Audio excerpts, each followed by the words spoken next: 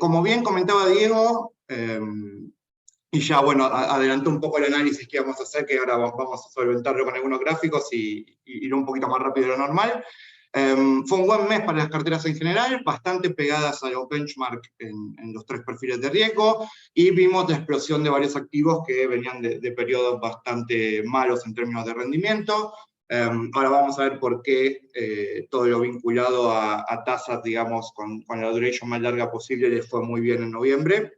Después Meta tuvo un rebote de casi 25%. Esto es un tema matemático, cuando algo cae tanto, después una suba que nominalmente antes no parecía tan importante, ahora en porcentaje es mucho. Si bien tuvimos que recortar exposición por la volatilidad que tomó el papel, seguimos manteniendo algo en la cartera agresiva. Y también mercados emergentes, de la mano de algún posible cambio de política en China que después tocaremos, también tuvo un mes realmente muy bueno. Pero como no hicimos cambios en las carteras offshore, vamos a hablar un poquito más en detalle de cómo vemos el escenario macro y por qué creemos que eso es consistente con nuestras carteras. La primera pregunta es si vamos a tener un hard landing o un soft landing. Y la verdad es que depende del dato que miremos, cada uno que sale parece inclinar la balanza para un lado o para el otro. Vamos a mostrar varios distintos como para tener un pantallazo general. Primero, fíjense cómo la Fed en su nowcasting en tiempo real espera que para el cuarto trimestre la economía norteamericana crezca a un ritmo anualizado superior al 3%. Esto no es ni soft landing ni hard landing, esto sería un escenario muy pero muy bueno. Obviamente esto puede fallar.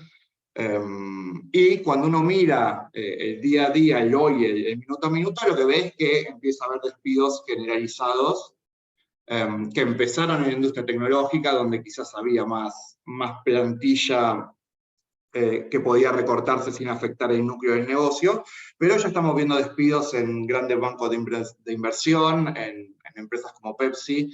En líneas generales, las empresas empiezan a ajustarse el cinturón, y ellos son los que ven los datos de venta día a día, por lo tanto, yo creo que este 3% podríamos ver alguna corrección a la baja en breve. Si uno mira el mercado laboral, seguimos teniendo datos más fuertes de lo esperado. Todavía se están creando en el orden de 250.000 empleos por mes. Acá tenemos otro dato que apunta a una economía que es bastante más resiliente de lo que uno podía esperar en un primer momento. El sector de servicios también es otro punto verde en la economía, no solo porque se sigue manteniendo en niveles, todas las encuestas ISM y demás por encima de 50, lo cual indica expansión, sino que el índice de precios pagados también está cayendo en el margen, lo cual es otra prueba del proceso de desinflación que estamos atravesando, que obviamente marca el ritmo de las tasas y por consiguiente de gran parte de la actividad. Ahora bien, todos estos datos que nosotros miramos para atrás son de positivos a muy positivos dadas las expectativas. Ahora, cuando uno mira lo que está diciendo el mercado con la inversión de la curva de Treasuries, claramente el mercado espera que haya una recesión, si no en el primer trimestre del año que viene, al menos en el primer semestre, lo cual coincide con la visión base de grandes bancos de inversión como Morgan Stanley o Goldman Sachs, pero ya tener la curva entre 2 y 10 años, 70 puntos básicos invertida, marca que el mercado no espera nada bueno de acá para adelante. Y por lo general el mercado de bonos no suele equivocarse demasiado con estas lecturas. Fíjense que cada vez que esto tocó cero, hubo una recesión, que es la columna gris. Difícilmente escapemos de esta inversión sin una recesión. Obviamente la pregunta es qué tan grave va a ser. No todas las recesiones son iguales, ni mucho menos. Entonces, para enfrentar este escenario de actividad que parece no tan malo como se preveía, pero sí que se está dañando en el margen semana a semana, la Fed básicamente cuenta con dos herramientas principales, una es la tasa y el otro es el desarme de hoja de balance. Esto es todo el cierre del miércoles, por obviamente feriados y demás, pero sirve obviamente como indicativo. El mercado espera que la tasa corta de la Fed toque un máximo en 5% alrededor de mayo, junio del año que viene.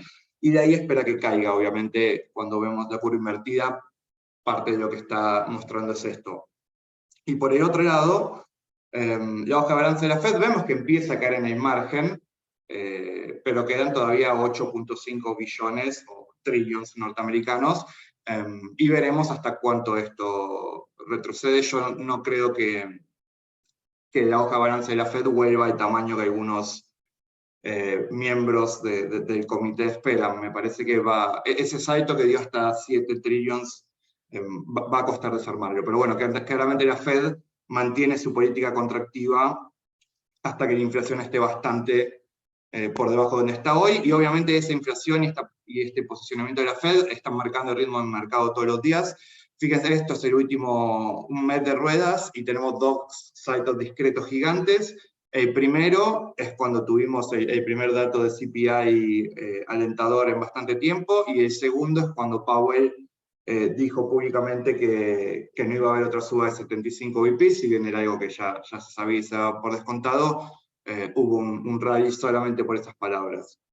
Ahora bien, PPI de noviembre, o sea, el precio de los productores, vino un poquito peor de lo esperado. O sea, este proceso de baja de la inflación nadie esperaba que sea fácil y lineal, y eso también impactó en los mercados, y en lo que va del mes, de nuevo en los principales índices vemos caídas acumuladas. Lo que cambió mucho es la forma de la parte larga de los treasuries en un mes. O sea, en la parte corta de la curva, digamos de un mes a un año, incluso la tasa se empinó un poquito más en el último mes. Acá estamos comparando 4 de diciembre contra 4 de noviembre, obviamente la misma curva, pero después se puede ver cómo la parte larga de la curva se desplomó fuerte. Si se fijan en la parte más larga, cuando hablamos de 30 años, estamos hablando de 430 contra debajo de 360, un movimiento de 70, 80 BPs en la curva de Treasury larga es un movimiento gigantesco, y este movimiento de la parte larga es el que benefició a activos, como comentaba Diego, como el PFF o el LQD, que vieron subas de 5 o 6% en un mes. Obviamente que esta forma tan invertida de la curva de Treasury se mantenga depende de que tengamos nuevos datos alentadores de inflación. Si no, me imagino que esto va a volver a retomar su forma previa, en la medida de que el mercado pierde las expectativas de que el proceso de desinflación está en curso. Entonces, dicho todo esto, ¿cómo vemos nosotros hoy la estructura de tasas del mercado offshore? En un breve pantallazo por los principales mercados. Lo primero, obviamente, es el mercado de treasuries, donde hoy, haciendo un portafolio ladder, como solemos hacer una vez por mes o a pedido, colocando treasuries de acá, T-bills de acá un año, tenés una tasa promedio del 4.35.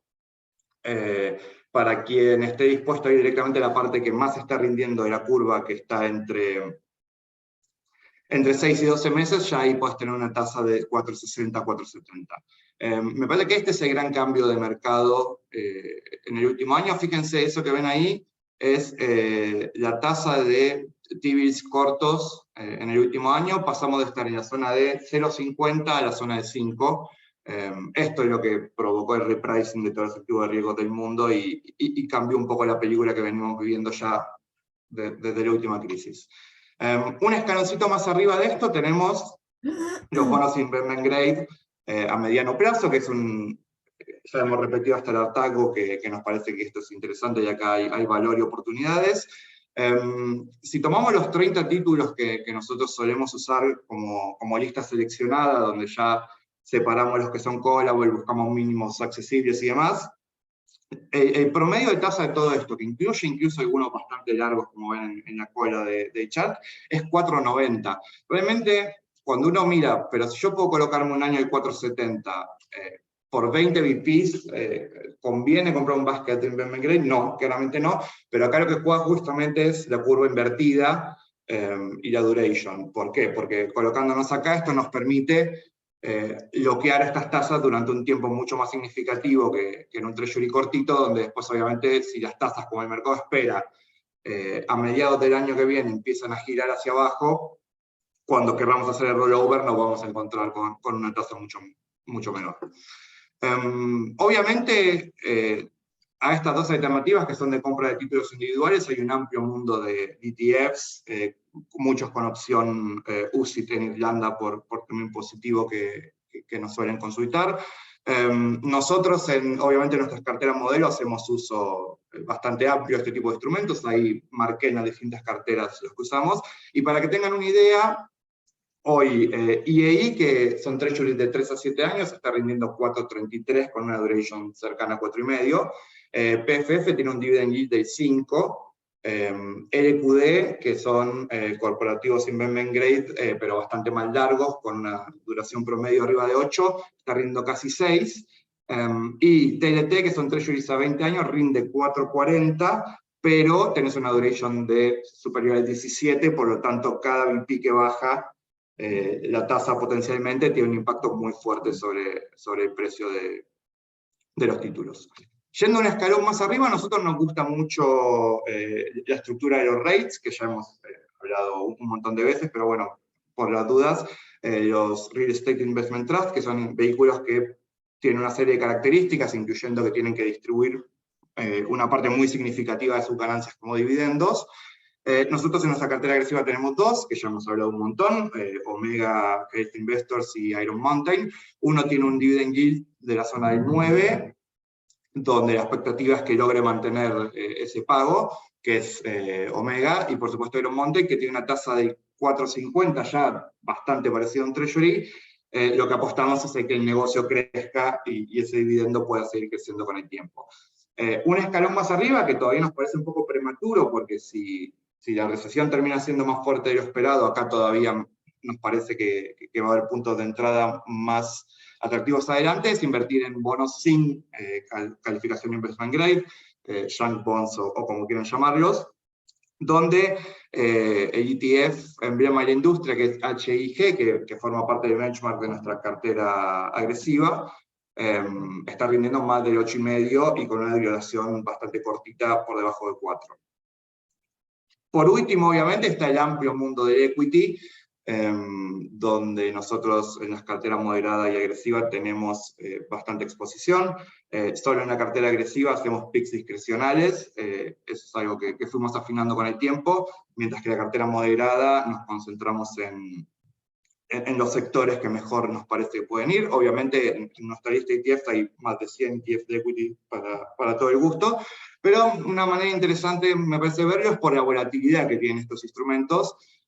Fíjense que, por ejemplo, el ETF de Healthcare, que es XLB, Nobel, que se concentra en pagadoras de dividendos, y IWD, que es el Russell Value 1000, tiene una volatilidad menor que el SP, mientras que Emergentes, Sector Financiero y Russell 2000 tienen valores similares. Después ya, cuando pasamos a single names como Apple o Google, por más que sean blue chips, tienen un nivel de volatilidad bastante más amplio, y obviamente sectoriales como energía y Brasil, que tienen una volatilidad mucho más alta de lo que uno está acostumbrado en un mercado más desarrollados, están ahí. Y después, por supuesto, apuestas más de riesgo como URA, vinculada al sector del uranio, y Meta, tienen volatilidades que triplican invertir en el índice normal. Entonces, cuando uno asigna entre renta fija y renta variable, en renta fija vimos el pantallazo de Treasuries hasta High Yield, hay 400, 500 VPs depende de qué tanto riesgo uno quiera tomar, y en renta variable una buena manera de verlo es qué tanta volatilidad uno está dispuesto a afrontar, dado el escenario macro que espera para adelante. Un par de comentarios finales sobre equity, y le paso la posta a Diego para la parte onshore. Un instrumento bastante útil en mirar, bueno, si yo compro, en todas las veces históricas que yo compré el S&P 500 en un nivel de price over earnings esperados, como el actual, ¿cómo me fue? Y la respuesta es que en general este nivel se condice con un retorno para los próximos 10 años del 5%, que están bastante en línea con los valores que nosotros comentábamos de renta fija. Obviamente acá hay una dispersión significativa. Si esto fuera automático sería muy fácil armar carteras, pero digamos que por lo menos no parece descabellado ni mucho menos hoy invertir en equity desde este punto de partida. Y por último, el tema de las evaluaciones sectoriales que pueden ser muy engañosas. Si uno mira el year to date del S&P descompuesto en sectores, que lo hemos mostrado un montón de veces, energía es por lejos el sector que mejor performance tuvo. Ahora bien, cuando uno mide relativo a la historia de los últimos 15 años del S&P, y de nuevo precios valores esperados para adelante, energía es el sector todavía más barato, y con diferencia, si se fijan a la derecha, la media histórica está muy por debajo de los últimos resultados de 15 años. Por lo tanto, nos parece, ya con conclusiones generales, esperamos 50 BP de la Fed y quizás que después quede una suba más adicional y probablemente ya veamos una pausa. El mercado es muy pesimista con la economía de corto, los datos todavía no lo muestran, pero esto invita a la cautela por lo menos. Nosotros creemos que la desinflación va a continuar, con altibajos obviamente, pero vemos señales alentadoras, como comentaba Diego, en el precio del petróleo, en los fletes internacionales, en China, sus problemas propios también colaboran, sus problemas de actividad y de impulso y de COVID-0 generan como un colchón que amortigua también bastante la inflación internacional. Y vemos un aterrizaje suave, no queremos que la economía descarrille. Realmente los datos de la Fed de GDP nos sorprenden por los altos, pero bueno, quizás estemos justo en el momento donde la economía empieza a virar. Y no lo mostramos hoy, pero sí lo hemos mostrado anteriormente, la deuda del consumidor norteamericano no para de subir, hablando en términos de tarjeta de crédito, por ejemplo, eso en algún momento va a detenerse, y hay que ver si ahí finalmente la proverbial resiliencia del consumidor norteamericano finalmente da paso a una baja en el consumo. Por último, como ya comentamos, priorizamos deuda investment grade sobre high yield, al menos hasta que se aclare un poco el panorama de qué va a pasar en los próximos 6 meses en la economía norteamericana y por supuesto en internacional. Vemos señales alentadoras en la política de COVID-0 de China. Creo que también una política insustentable en algún momento tiene que terminarse, o al menos dejar de ser tan pero tan expansiva, porque el costo de la economía e incluso ya el humor social es demasiado fuerte. Por lo tanto, mantenemos posiciones emergentes, y breve comentario para Brasil, más allá del resultado de las elecciones, y estamos escribiendo algo sobre eso. Somos bastante conducentes con la economía brasilera, la vemos muy fuerte de acá en adelante, más allá de que siempre va a haber alguna turbulencia política en este rincón del mundo. Diego, te paso la posta para la parte onshore.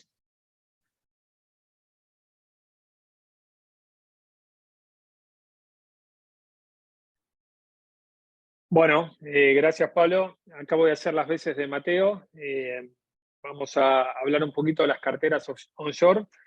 Nada, dos cuestiones centrales.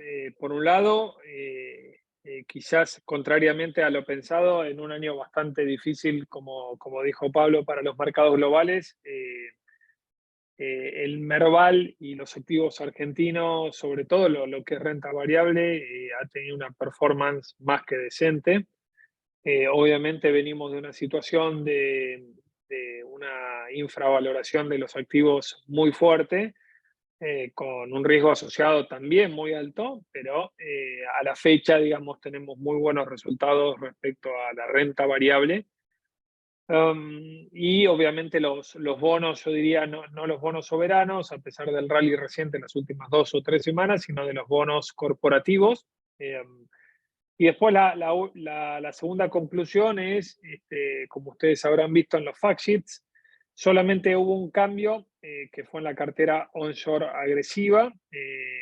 ¿Por qué? Porque estamos privilegiando no solamente qué ocurre con esta dinámica internacional que dijo Pablo y que describió recientemente, sino también con algunas cuestiones internas que nos pueden llevar a obligar a cambiar el asset allocation. A ver, dicho esto, pasemos a la cartera conservadora. La cartera conservadora, como ustedes bien saben, es una cartera que está prácticamente apunta a tratar de ganar el ser, digamos, ¿no? Y a razón de ello es que más de 3/4 de la cartera se ubican en leseres cortas, con vencimientos en enero, febrero y mayo.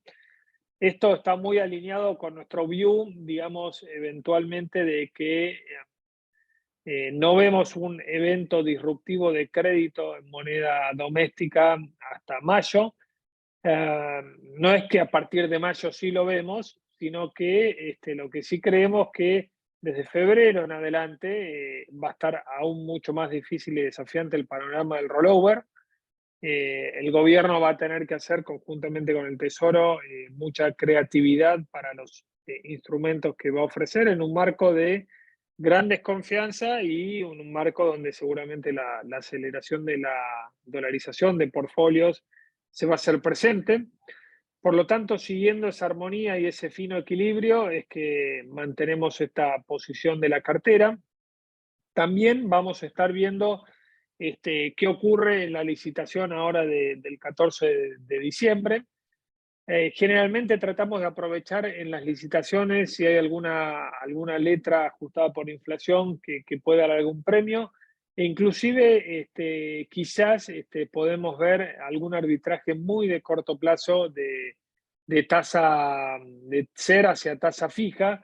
Algo estuvimos sugiriendo en los weekly de Argentina que enviamos todos los días miércoles. Creemos que también el dato de inflación de esta semana puede tener algo de sorpresa positiva y cerrar el año por debajo de una inflación del 6% en diciembre, y esto de alguna u otra manera dejaría con algún premio a las tasas fijas por sobre las tasas ajustadas por la inflación, pero el riesgo es bastante importante, digamos, ¿no? El riesgo es bastante importante en términos de una inflación no prevista, donde justamente pueda cambiar rápidamente esa sorpresa positiva a una sorpresa negativa, y al mismo tiempo la liquidez y profundidad de los instrumentos a tasa fija, que si bien tienen liquidez, tienen menos liquidez que el SER. Por el momento decidimos en esta cartera puntual no hacer ningún cambio, entonces más del 80% de esta cartera está en leser cortas. Esas leser cortas, muchas de ellas entramos en el ICI, por lo tanto estamos con una tasa positiva en términos reales, y a medida que devenga esa inflación debería ser el catch-up contra el índice subyacente. Para la cartera moderada, aquí tenemos, y aquí nos empieza a jugar positivamente lo que dije anteriormente, es este alfa que pudo dar la renta variable argentina, ¿sí?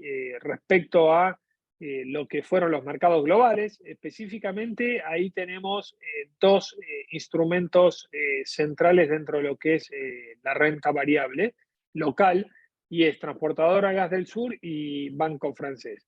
Cuando uno ve los balances presentados por las empresas bancarias, sabemos que el sector no la tiene fácil. Hay un incremento importante de la exposición de los bancos al sector público, ya sea por necesidad, ya sea porque no hay otra alternativa, pero es un signo de alarma considerando obviamente la gran duda que hay sobre la sustentabilidad de la deuda en pesos.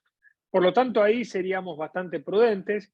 En ese contexto, nuestro stock picking nos llevó a privilegiar Banco Francés por sobre el resto de las entidades, por sus múltiplos, y porque justamente es uno de los bancos que menor exposición tiene al sector público. Está muy barato, sí, claramente que son un foco de riesgo muy importante, y al mismo tiempo sabemos que son papeles cíclicos, digamos, ¿no? Y en un contexto donde la economía empieza a empantanarse, producto de todo lo que tiene que ver con las restricciones a las importaciones y la pérdida de poder adquisitivo de los asalariados, obviamente nos cuesta ser demasiado optimistas allí, pero tenemos un 10% de la cartera, y el otro 10% que tenemos acá es Transportadora Gas del Sur, que es el papel que mejor ha rendido en el año, no solamente en pesos, sino en dólares, de los papeles locales.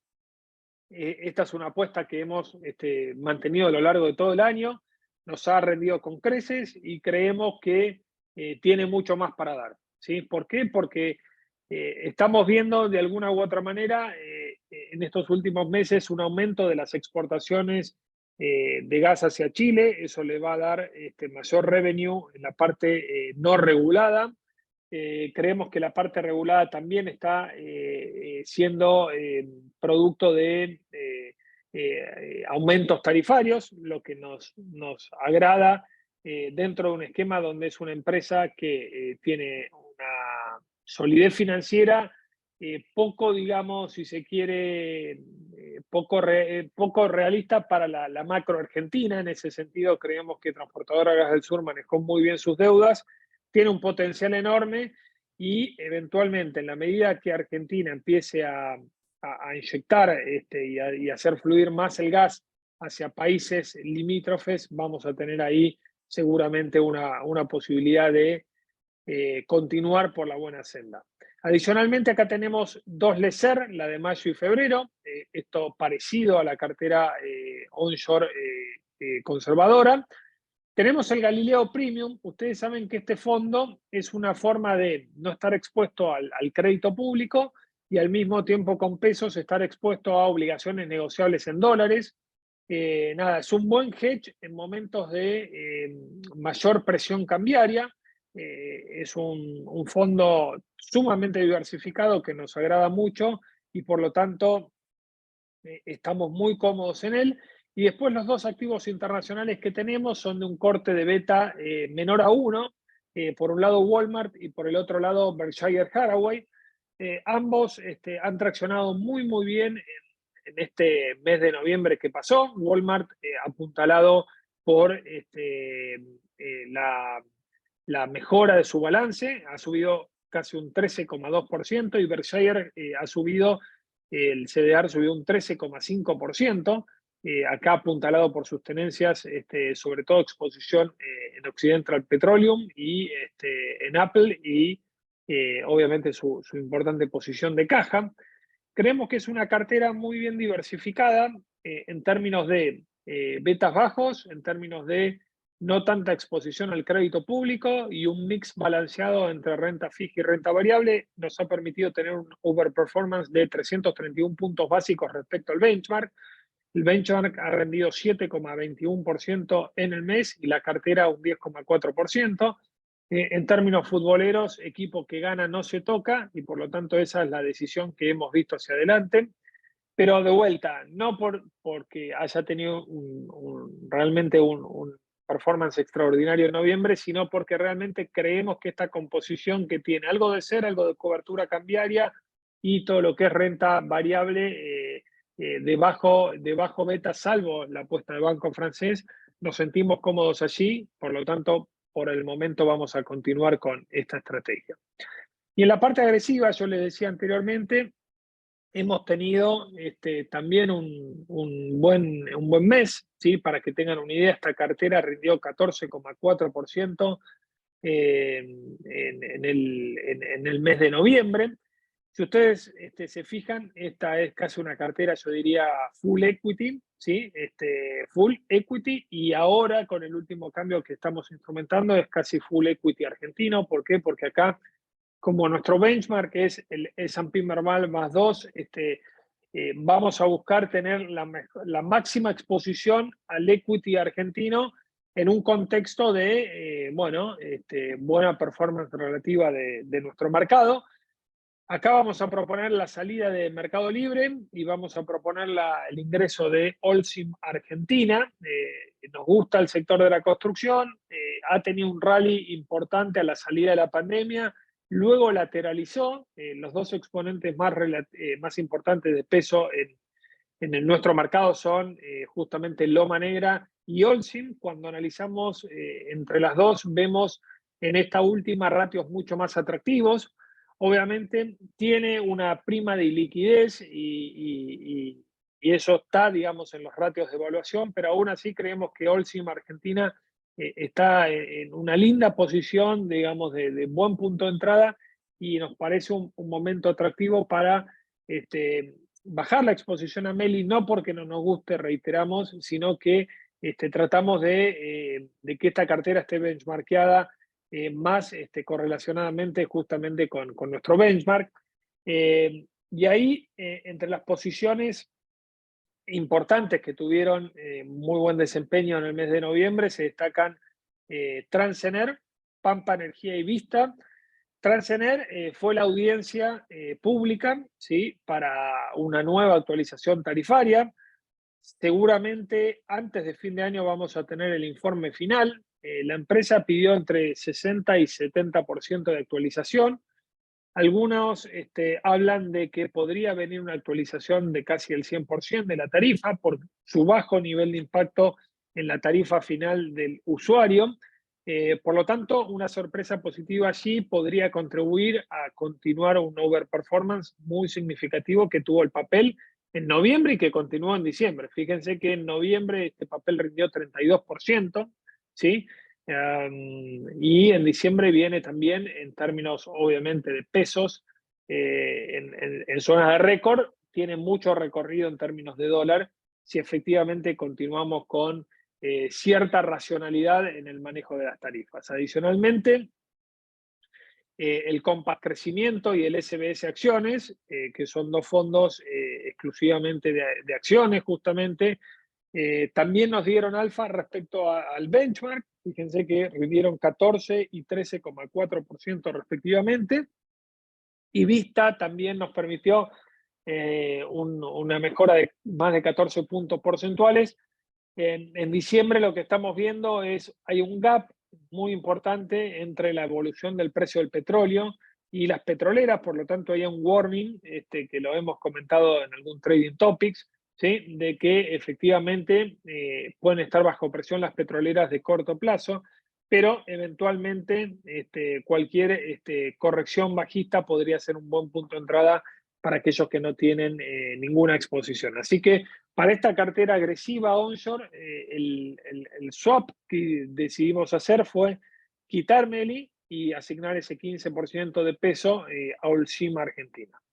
Finalmente, la cartera de 100% CDRs que tenemos nosotros, una cartera diversificada, es una cartera que diríamos tiene un equilibrio bastante significativo entre algunas apuestas más defensivas, como Berkshire, como el IWM y Walmart, Dow Jones por sobre el S&P 500 y el Nasdaq, y algunas propuestas un poquito más osadas, entre comillas, como puede ser Meta Platform o Microsoft y XLF.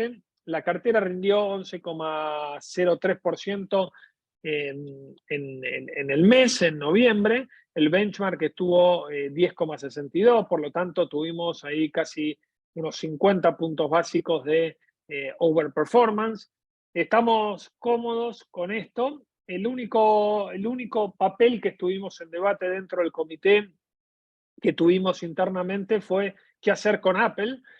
No porque Apple, digamos, lógicamente no nos guste o Apple, digamos, tuviera, digamos, algún problema en particular en la empresa, sino porque dos cuestiones centrales. Apple había quedado un poco cara en relación a otras Big Techs. Si bien es cierto que no son comparables directamente, hay cierto arbitraje muchas veces que se dan dentro de las carteras grandes de los fondos.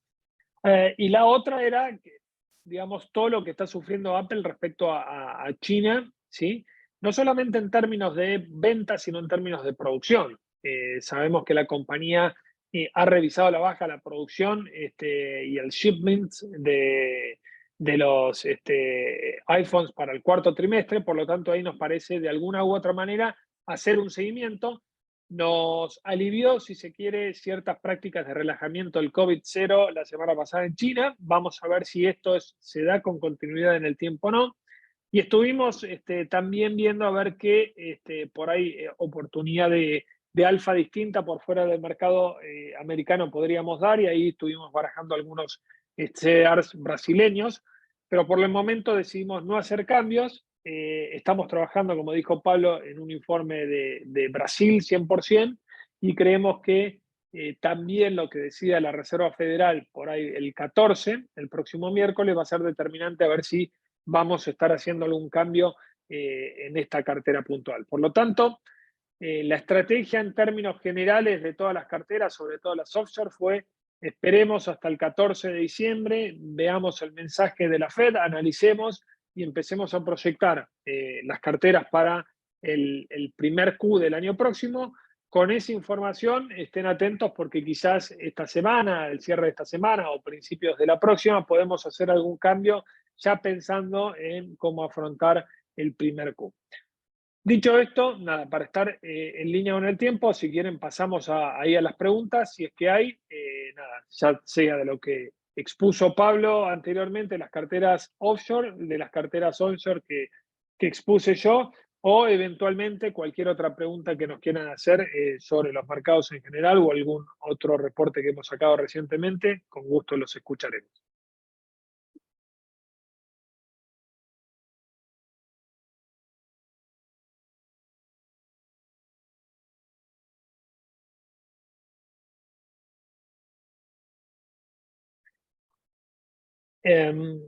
Roberto nos pregunta si para el oro recomendamos seguir esperando.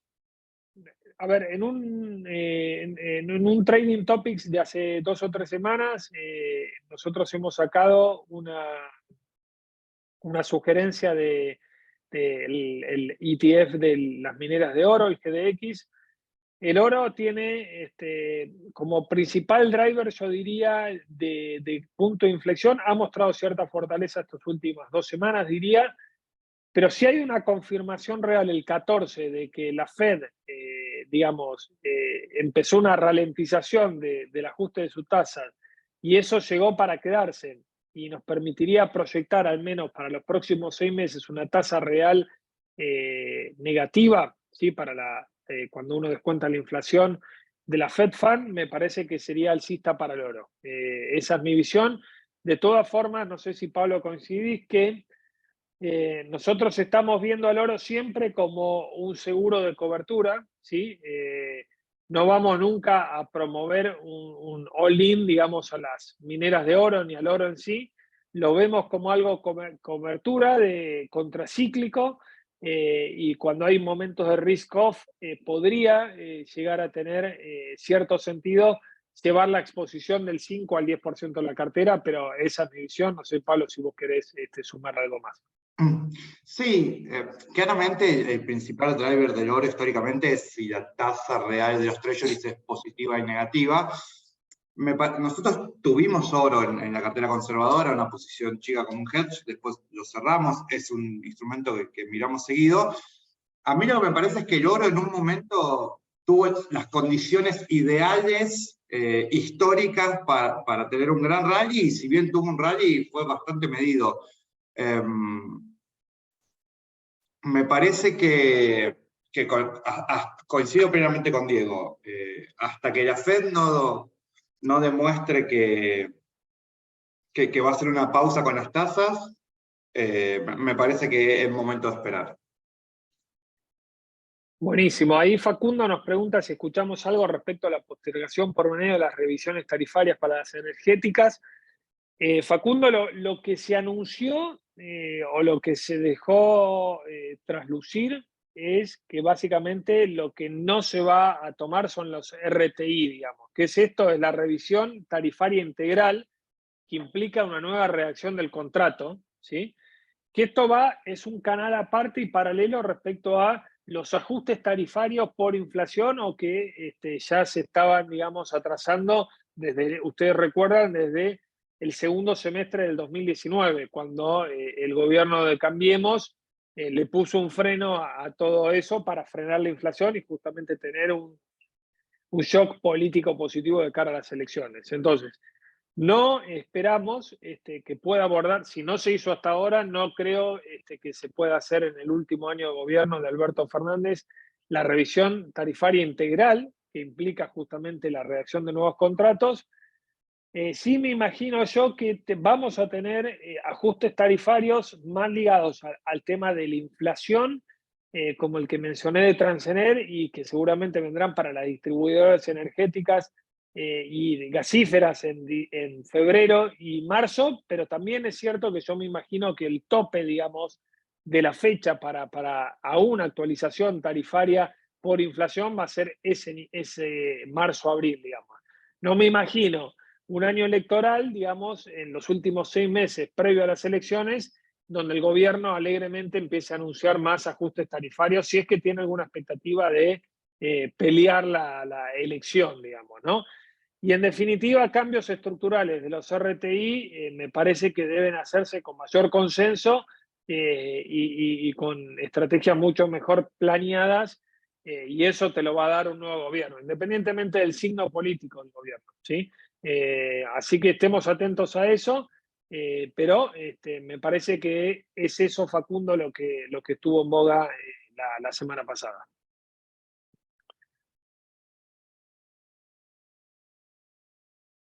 Bueno, me parece que con esto estamos ya nada, cerrando 10:30, son. Bueno, nada, disculpen los inconvenientes técnicos, cosas que pasan cuando hay feriados largos sobre todo, así que nada, saben dónde encontrarnos, cualquier duda adicional nos la hacen saber, que tengan una excelente semana y vamos hablando y conversando entre todos. Buena semana para todos. Buena semana.